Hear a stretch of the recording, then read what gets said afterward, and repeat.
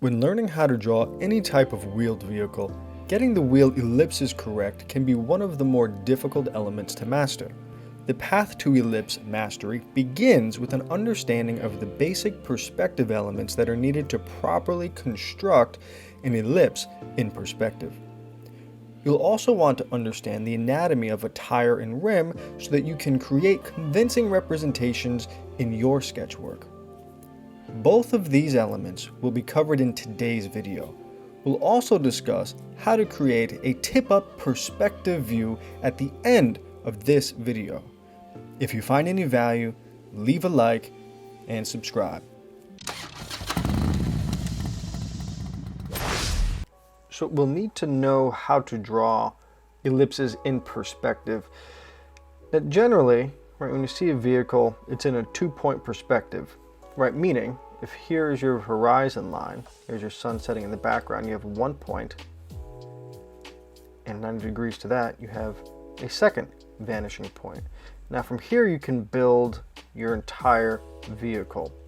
So this imaginary or invisible line is what we call our minor axis for our ellipse. 90 degrees to this minor axis is our major axis for the ellipse, and then the major axis are the widest points of your ellipse in space. Right, so what I mean by this is your widest points are at the end of your major axis. Okay, now here we can project this back into space, and this is a super tight or super unrealistic perspective, but oftentimes you won't be able to see the horizon line when you are sketching a car, unless it's a really tight or really dramatic perspective. So a question that often comes up is, well, how do you build your perspective framework? Like, so often I'll say, oh, it's about 2 wheels in between the front and rear wheel on a motorcycle. Well, if you want it to be super precise, how do you create that? How do you take the guesswork out? And it's almost more mathematical. So let's create these perspective lines going back into space to a vanishing point somewhere off the page. So let's say they're like this and like this. So they're not quite parallel, right? They are closing towards the rear to a vanishing point that, again, is somewhere way off this page. Now we're going to create our minor ellipse, our minor axis here. Right, this line is the same, right, in theory, as this line. It's the minor axis. So 90 degrees to this. We'll locate our major axis. All right, and that doesn't look quite like 90, but we'll run with it. And here's the center line for, let's say, our front wheel. So what we'll do is drop a vertical here and here. All right, so now what we've done is essentially created a square around this ellipse. So to take the guesswork out, and let's say there are 2 wheels in between the front and rear wheel, first we'll need to find the middle point of this box. So we do that by creating an X. The X marks the spot is your center point. So what I'll do is I'll use a little bit of a guide here, and I'll take this line and I'll project this out to my vanishing point. Now if you really wanted to get specific, you would take some tape and mark these lines off to your vanishing point somewhere on your desk.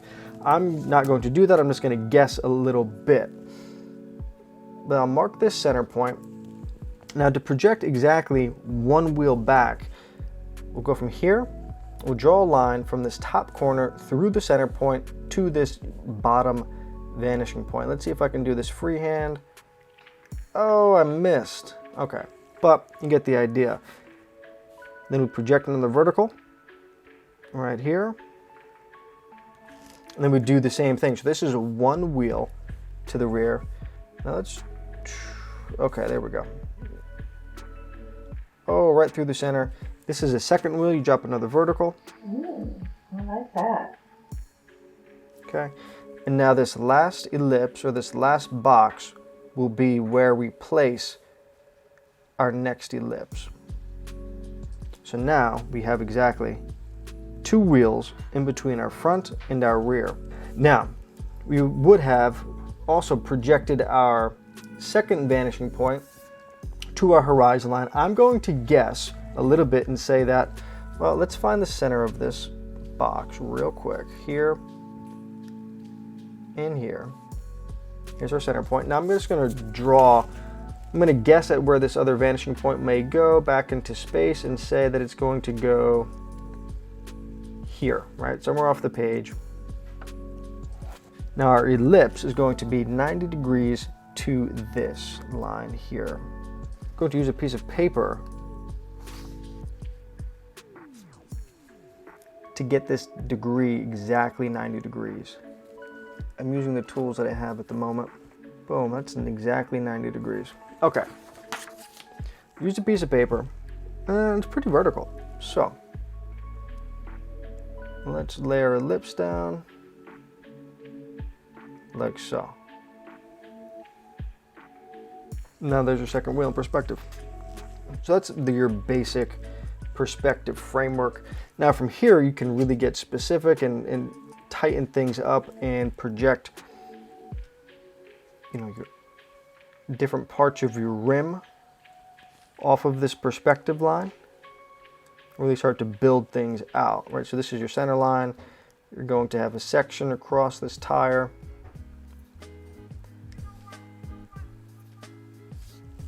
And same thing for the front. Okay, it's not exact, but it'll do.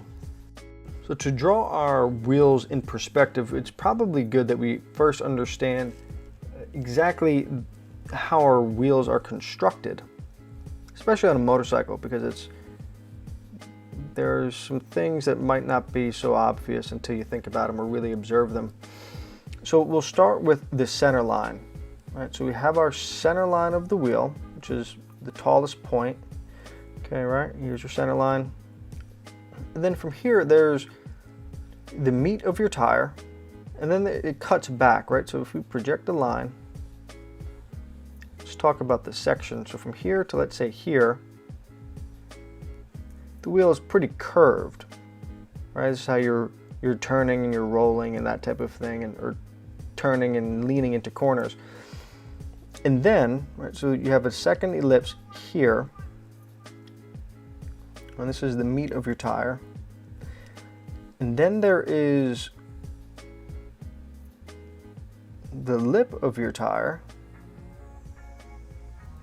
and so it cuts back in just a little bit, and this is where it says like Pirelli or Michelin or whatever it is, the wheel markings are here, and it tucks back into your rim, and then the rim, there's a lip on the rim. So you have another ellipse where your rim is, and it kind of kicks down. And then there's a small radius, and your rim will kick back to another lip at the center. So you've got another ellipse at the center of your wheel where it kicks up just a bit. And then you have your hub. Okay, all right, so this is this ellipse here. Boop.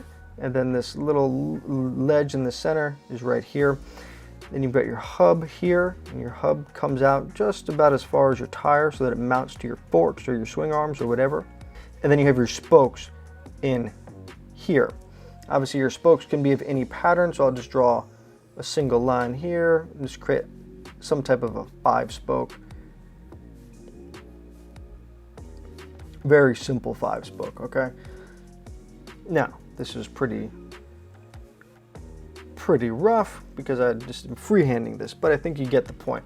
And then you have, obviously your hole through the center where you've got your axle. Now let's draw this in a tip up view. So you start with your ground line, then you're going to have 2 minor axes. From here, I'm going to drop in my major axis for my wheels. And here it should be about 90 degrees. Then I'm going to just build my ellipses, and I'm doing this freehand. You could use ellipse guides if you want. It's probably better off if you're doing something finished. This is just a sketch, but I'm laying in the wheel, or the tire, the wheel. I'm gonna try to get that wheel lip in there. Nope, kind of jack that up a little bit. And then we'll get the hub like so. We'll project that hub back. And have the center line of the wheel somewhere in here. Okay. And then we'll add a little bit of extra thickness for that back side of the wheel on the other side of the center line. Maybe right there. Okay.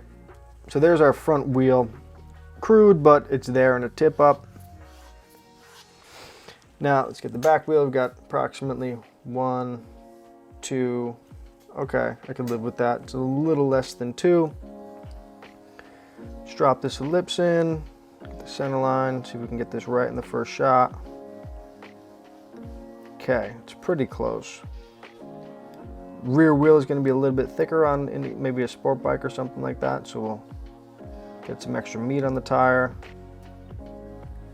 Boom, get this little extra space. Got your lip. And then you're gonna have your hub right about here, okay. And then we're gonna have some extra thickness on the other side. Just make sure we capture that. Okay. If you're using ellipse guides, you can set this up nice and tight. So here's kind of a tip up. And with a tip up, you can do any number of things.